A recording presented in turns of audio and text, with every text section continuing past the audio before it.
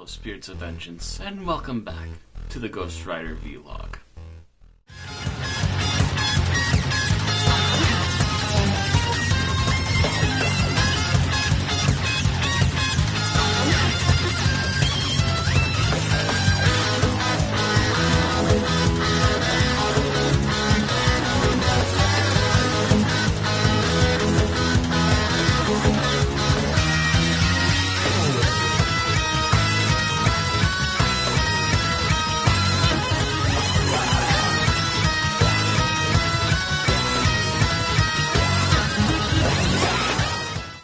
This week's episode is going to be on issue number 58, released in 1981, of the original Ghost Rider run. The title this week is Evil is the Enforcer. More on that title later. Also, the cover, really nice. This is kind of technically what we got at the opening of this particular book. Even though it doesn't, again, exactly happen, it's something that very well could have happened in the book. Very nice cover. However, once we get into the book, the art kind of takes a dip for a bit. As I do recall, it does get a bit better by the end, but a good portion of it is just kind of really especially when compared to the cover. The cover is fantastic. But our first close-up of Ghost Rider in this book, it looked particularly bad. Like early run of the series cover bad. So,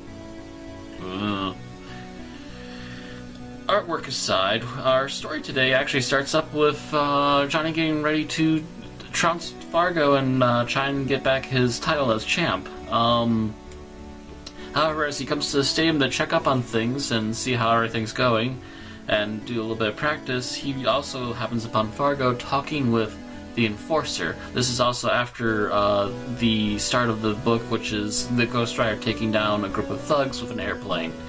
Nice little bit of filler, and that's technically what the cover is from, but otherwise pointless.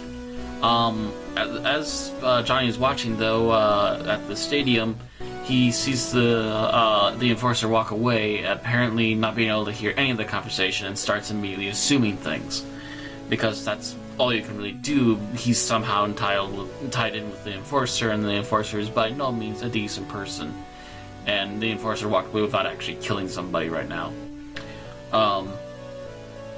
So he starts to assume things while him and Fargo have their usual little fiefdom of words back and forth, and also gets to meet Fargo's new girlfriend, a redhead, I can't remember her name, just, Fargo's girlfriend. As they're getting outside, however, they're suddenly shot at, to which Johnny quickly hops his stunt bike and follows after, and finds out that it's the Enforcer. He takes a tranquilizer, which then forces him to fall asleep for the next 20 hours in an alleyway after he took cover from being shot. He barely manages to get back to the show in time the next day, and proceeds to have his stunt run with Fargo. However, as Johnny's already pretty much beaten Fargo at this point, as far as he was concerned, unless he did really sloppily in the last couple of stunts and Fargo managed to do them all perfectly. There is no way Fargo is going to win. Suddenly, there's a shot that rings out, and Fargo has been hit with a trank, not like what Johnny was hit with earlier.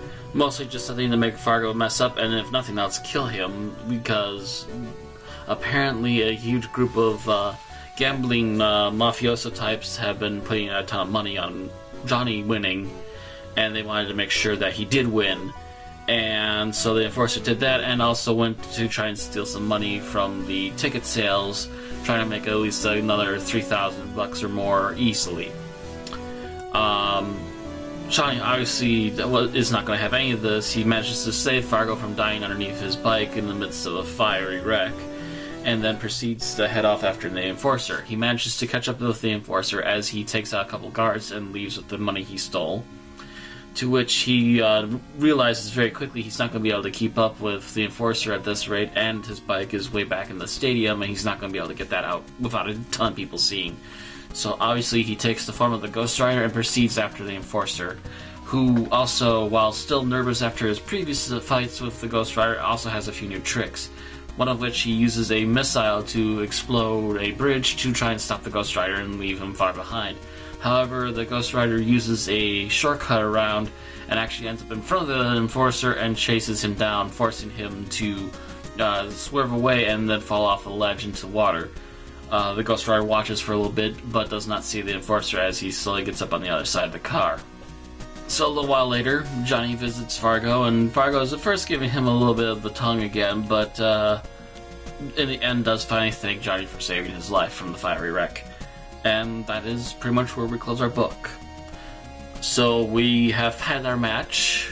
Johnny almost won. However, due to circumstances right now, because of the Enforcer getting involved, whether or not Johnny becomes champ again, we'll have to hold off until another date.